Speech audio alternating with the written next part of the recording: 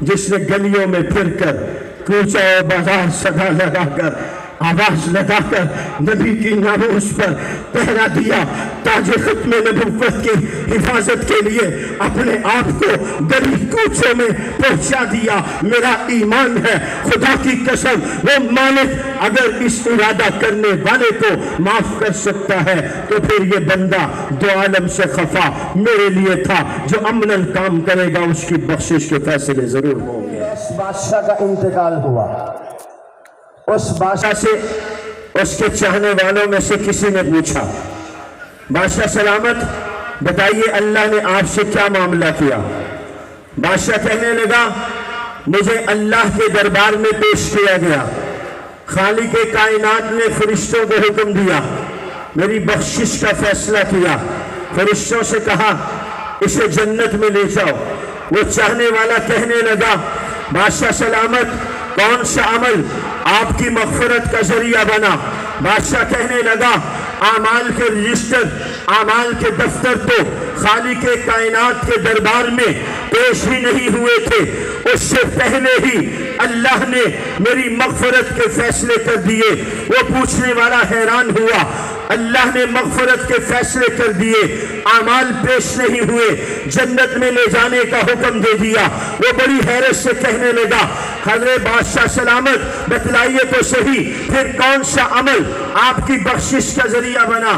بادشاہ کہنے لگا ہوا یہ میں اپنی زندگی میں پہاڑ کی چوٹی پر کھڑا تھا، سامنے چٹیل میدان میں آپ جیسے اشاق پیغمبر غلامان مصطفیٰ کی صورت میں میری فوج تھی، اچانک میرے دل میں ان عاشقان پیغمبر غلامان مصطفیٰ کی طرح تھاٹے مارتے ہوئے اپنی اس فوج کے لشکر کو دیکھ کر میرے دل میں ایک خواہش پیدا ہوئی، میں نے اس خواہش کا اظہار اللہ کے سامنے کیا۔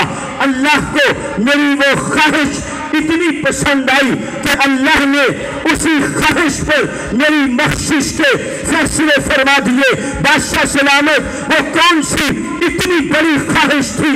اعمال کے رجسٹر نہیں کھلے، اعمال کے دفتر نہیں کھلے، فرشتے پیش نہیں ہوئے، زندگی کے دن کھڑے نہیں گئے، زندگی کی راتیں پیش نہیں کی گئی۔ وہ کون سی خواہش تھی جو آپ کی بخشش کا ذریعہ بن گئی؟ بادشاہ کہنے لگا میں نے وہ خواہش اللہ کے سامنے پیش کی، میں نے کہا کاش میں اور میری فوج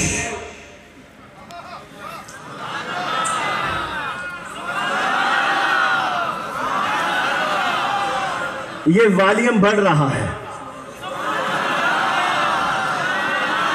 سبحان اللہ۔ بادشاہ سے کہا کون سا عمل آپ کی بخشش کا ذریعہ بنا؟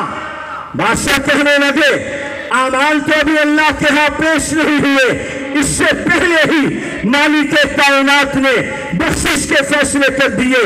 وہ کیسے؟ کہنے لگا میں نے خواہش اللہ کے سامنے پیش کی، میں نے کہا اللہ سائیں کاش میں اور میری فوج ہائے ہائے ہائے ہائے میں اور میری فوج محمد الرسول اللہ کے زمانے میں ہوتے تو میں اپنے آپ کو اور اپنی فوج کو محمد الرسول اللہ کی طرف سے محمد کے غلاموں کو ان عشاق کو حضور کی طرف سے حضور کے دشمنوں کے خلاف میدان میں اتار دیتا۔